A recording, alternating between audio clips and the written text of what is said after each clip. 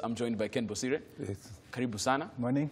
Let's not even talk about what happened yesterday because it's quite a sensitive issue as far as that World Cup match is concerned. Let's jump into the big headline right now.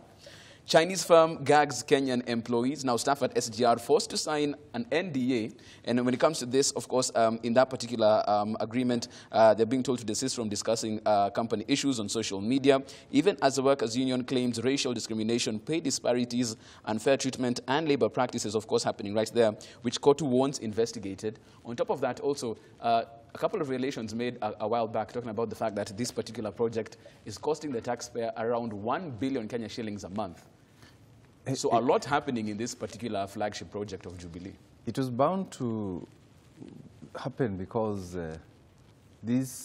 most of the people who are on this, that concessionaire who was going to run this thing was going to be a problem. There was always going to be a divide between people with local interests and the foreigners have got certain standards that have been imposed. Probably those were going to be issues. And this is not the first time we are hearing about some form of discrimination, racial, and even many other things from the Chinese. Of course, there's always the language barrier. A lot of those people came in. But I think the fact that we are stopping these people from talking, it's in itself undemocratic. People have a right to voice what they think is discomforting to them. You remember this is as a result of the expose that appeared in the papers and all these things. Guys taking pictures of very, very, very private moments for some people in the bush and all these things. But I don't think it has all been very smooth between the local staff and the foreign staff. And this was bound to come out. And this is what needs to be handled. You don't stop people from talking, but you let them talk. We've had cases of... We've had cases like what happened, the exclusion of people from restaurants and all those things. Right. These things are common. The other things that you say, people can eat and choose to eat alone. Like if the Chinese prefer their delicacy, you don't want to sit on the same table with them. But they're basic, the bare minimums. Don't discriminate. Don't exclude me from certain facilities. And this is what needs to be addressed. I think the government needs to address this. This is our project. These guys are working. They're using our money. And they need to be accountable to us, but also create harmonious working relations. Indeed. Because this is constitutional. If they can't do that, then somebody needs to relook at what the relationship is between the concessionaire firm and the Kenyan workers. Because Kenya Railways assumed too many things, and the government, they need to go back and look at these things. The thing is not to gag people, but to address the grievances that are there. Indeed. I think this is high-handed and called for, and a constitutional problem. And it must be addressed as soon as it is. Otherwise, it's going to bring down the gloss of this whole thing. You want to enjoy a project, but also enjoy our freedoms in it.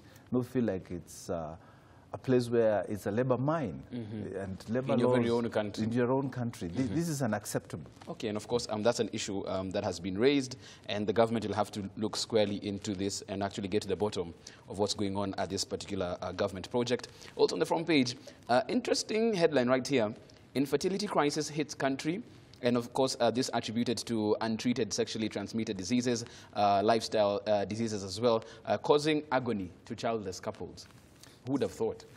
Yes, I suppose lifestyle issues. If a guy is going to have too much stuff in his system in terms of drink, you're never going to rise to the occasion, as it were. Right. If the lady has also been on too many drugs and all these things, there are too many things we use when I think we are young, in the hope that we can overcome them when we really need to settle down. You find that you've already run your systems down. The damage is done. The damage is done, and the repair is usually very costly. And this is where it is. Men, like they're talking about STIs, guys, and say, this one I can sort out very quickly. But it has very long-term effects. Yeah, it used to be easy to say, I can flash it out, I can knock it out, and live on, and then keep enjoying my youth. But then the sins of your youth catch up with you when you begin to settle down. And clearly we can see that, especially now that a report has actually been put out, bringing to effect the same actual story, indeed, in the fact that whatever you're doing in your youth, or probably even in those particular years, is having grievous effects on your body. And you know the pressures that if you just wedded, the pressure is people want to see results immediately. And the results are not coming. You have family, all manner of pressure. So that pressure also adds up to the fact that you may not rise to the occasion and you may not do what you have to do. And it's all about a setup. What are the expectations? When we go into marriage, we are partners or cohabiting. Is it, what are we looking for? People in Africa just look for children. They're not looking for that, oh, Jeff needs a companion. They just need... Bring the grandkids, yeah. Bring these kids around and let's get done with it. And when you're not getting done with it, the other side of it, why it's so much agony, is so expensive to try and get a child assisted, either using IEF or something, intravitreal or something, fertilization thing. It's very expensive, very costly. And then the treatment centers that when this can be done, it's also very, they are scattered. And then the experts to do it, there are only 5 in the country. So you can imagine all the thousands of people want to look for this kind of aided pregnancy will not get it. And most people just give up. Quite an issue right there. So, of course, that also just pulling into focus the fact that just taking care of yourself and the lifestyle that you lead could do you a world of benefits in very many ways. Very many ways, yes. You can get that story also in the People Daily. We move on to the second page. On page 2, cost of learning in TVET reduced as state caps fees. And, of course, last year, HELB set aside 1.5 billion shillings to cater for 60,000 TVET students. But now also they have followed by introducing a 30,000 shillings capital per grant for students. So that means, of course, for each student, whatever they're paying in terms of fees, significantly reduced by 30%. And of course, this coming from the fact that they talked about the fact that tuition and accommodation fees were really costly. And they saw that was keeping very many potential students out of these particular institutions.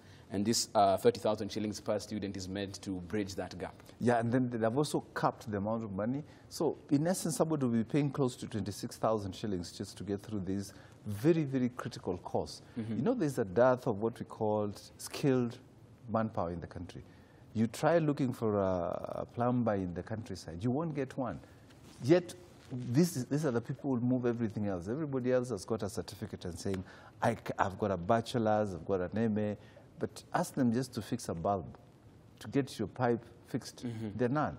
And this, for me, is a good thing because we need to encourage more people to create a skill set of people at critical mass of skilled labor, hands, so that we are able to move a bit of industry, a bit of industry, because we are thinking of industrialization, thinking of doing the basic stuff where we don't have to look for jobs in the offices. So I think this is a good thing. It's a good shift towards telling people, now this is the way to go. This then is the right way to go. And all countries that have moved ahead in terms of development and industrialization have industrialized because they have a critical mass of skilled labor force. Absolutely. Yes. And of course, that's some good news for all those who are joining these particular institutions. So of course, we move on from page 2 to page 3. Still matters education, but a different twist on this particular issue. We go from TVET institutions to people who have non-conventional degree courses. So of course, probably you're in the stage of your life that you want to join a university and you don't want to do the same old, bachelor's in commerce, you don't want to do a Bachelor of Arts in finance or Bachelor of Science, but you're looking for something out there that, just harnesses all the creativity and talents that you have. Well, Marco Mariah has a couple of places you can go and get those interesting degree courses. Yep, I keep telling people that there's something for everyone out there. So if you're not a fan of conventional education, there are places you can go on this planet where you can get whatever kind of education you're looking for. And Michael Moriah actually has gone and found that out for you, so you don't have to go and download a prospectus. He's got you. Let's start off with this college. Basically, it's in the United States, that's in Danville. It has a major that focuses on the art of walking. Apparently, there's an art to it. So in this course, students learn how to put their best foot forward and, walk. So the course has even been taken abroad to different locations, including Germany and France. So students can get the chance to walk on different lands before eventually graduating with a degree in the art of walking. Well, so this other place in the Appalachian Mountains in the United States, the called Appalachian State University, offers a bizarre major, fermentation science. Now, in case you wondered, this one teaches you how to cook up your own beer.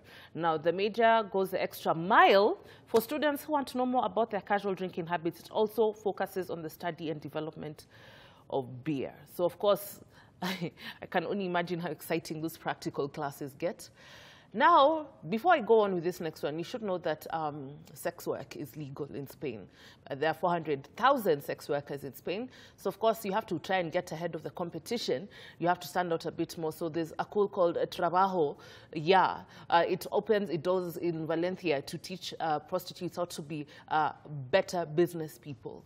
So the equivalent of 12,000 shillings weekly, the school offered a basic course in professional prostitution with maximum discretion. Wow. And the course consists of theory classes covering the history and evolution of the world's oldest profession.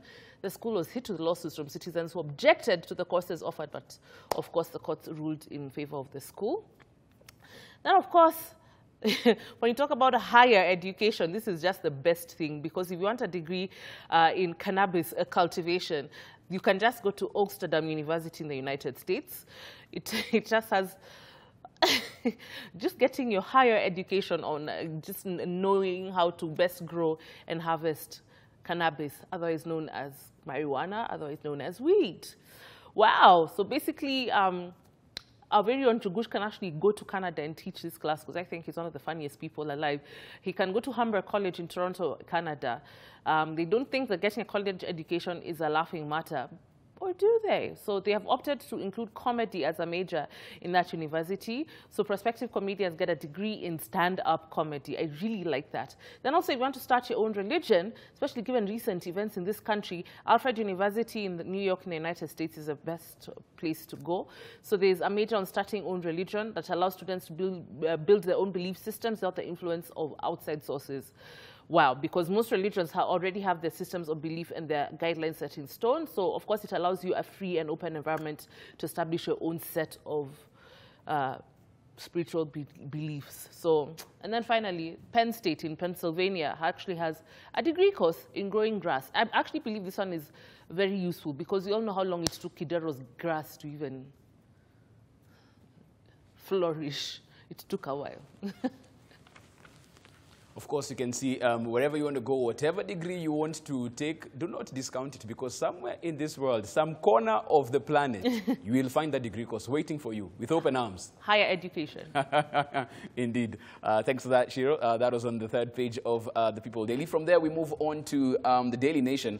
Interesting revelations made right there, of course, during the fact that Raila talking about this handshake that people have spoken about for so long, not knowing the details.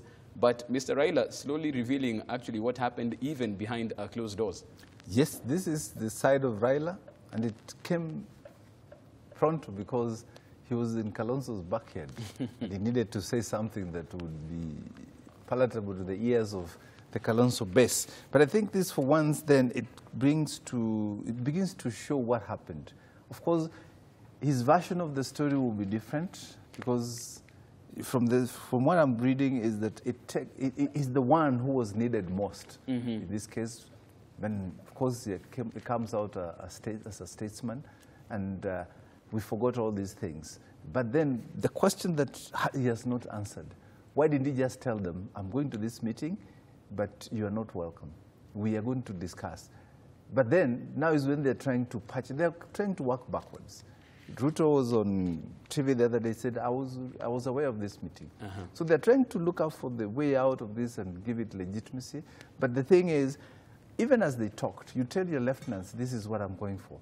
But at that time, what they don't reveal is that each one of them was trying to take advantage of the other, go ahead of their competition. All are trying to protect their own interests. Their own interests. And then now, after the interests are secured, I think, like good politicians, they have to tell them, what else there, I also thought about you. And I thought about you for your own good. This is exactly, that's the feeling I get when each one of them wants to do it, and I think it's, at least they can tell us why they left them out. But I don't think that was the thing. This was the first one they pulled between the two of them.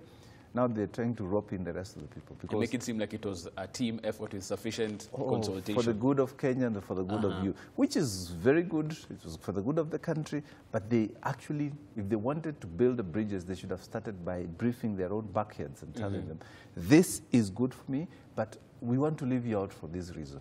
I don't think these guys would have objected, even if they did. But anyway, that's all water under the bridge. He needed to say something that would be acceptable. And I think for once then we can begin to carry the debate forward. Because we know the dividends of the handshake, and we are beginning to enjoy them. And we should build on those Building Bridges initiative. Yes. The other thing I've just noticed in this Nation, there is a very interesting piece on page 3 which talks about marriage may be good for your heart. We are looking for therapies for our heart problems. Richard said that it's very good for you to have somebody to give you those make feel good hormones in the system. And if they come, then your heart soothes instead of calcifying into a very hard rock. Then you may need it. But I think it's a good thing, and we should continue it. And at the back of the paper, they also have MPs are trying to say, this sugar business, 2 people are to blame. Right. Rotich and a man called Bet, who was called the former CS Agriculture. So these 2 guys, the buck stops with them. They allowed sugar, they knew what they were trying to do, sugar importations, and we actually need to get it from them because we lost about 10 billion shillings in that window that was not defined. This was their work to do it. Their sins are now wrapping on everybody, and everybody's getting very worried, and this is preoccupied. These MPs, this is what we should be doing as a country. The buck should stop somewhere, and somebody needs to own up. And as far as the sugar probe and scandal is concerned, the buck hasn't stopped anywhere yet. It's still up in limbo because we had a report that was hurriedly done in 2 weeks. They said they needed more time, but it's still not conclusively, dealt with. We don't know what direction to head now. My only problem that the people are trying to rest the buck somewhere must come with clean hands. Some of them are not. They are part of the group that is trying to sanitize some people. So that there's so much politics in this sweet commodity. And I think, let's be honest, say we did, somebody has to take it, but do it with clean hands. Okay. Absolutely, and of course we'll still keep an eye on that and see how eventually the sugar probe ends up. Let's move on to the Standard. On the front page, leading with the same story about SGR staff gagged as a 30 million shilling a day sparks protest. Of course, employees have been asked to sign a secrecy document that prevents them from talking and sharing pictures on social media. You can get that story right there. Also, interesting story from the corridors of justice. The DPP talking about the fact that court erred in setting Pastor Nganga free. So his case is far from settled on that particular issue. It's not off the hook, and I think it's good for a man of the cloth, you should say, let me go through the whole fog and clear myself. This cloud that he has left to hang around him is not good for him. Very true. Yes. And of course, that issue is still in the crosshairs of the judicial system. So Pastor Nganga might still have to go to court and, answer to his charges. Also, still in the judiciary and the corridors of justice, death row man argues his way to freedom. Personally. Now, this particular man, Felix Ochieng Omolo, had been sentenced to death by a magistrate in July of 2008 for attempted robbery with violence. But he argued that while Section 297 provided for the death sentence for an offense of robbery with violence, Section 389 provided a sentence of 7 years for attempt to commit a felony. So he decided and realized that the only life on the line was his. He wouldn't even trust a legal mind, any lawyer, to argue his case, and took it personally upon himself to get himself literally out of the noose. The only question is he using legalese or he actually did it? That's the thing. That is the thing about the law is an ass. You can use it so many times. But that also brings about that it's possible that you can fight your own battles and victory. I like his determination. Very true. Yes. Because this is 10 years, a case that has lasted for 10 years in the courts. Yes, I think the man should just head straight to the law school after his incarceration and probably be a criminal lawyer himself. Very true. Okay, you can get many more stories in the Standard. Before we get your feedback, let's quickly look at the Star. On the front page of the Star, intrigues at the IEBC are brought back into focus. Chebukati used son to test election kits. Now, chairman handed Kim's kit to quote-unquote personal consultant to test them before elections. Indeed, very personal. I'm telling you, the intrigues right here just keep hitting us in the face. IBC just never gets it right. It's, I think, primed to be created and consume itself, cannibalize itself. That's a problem.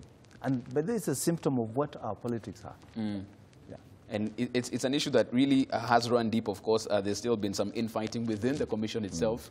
And as that happens, we can still have such revelations just floating to the surface. There's going to be more mud wrecking because of the power center struggles and everything else. Right. And of course, that's an issue that, of course, will be discussed even as we go through, because everyone talking about 2022, and one thing is for sure, with every election, that body will need to be there and make sure everything is done above board. Yeah, right. Okay.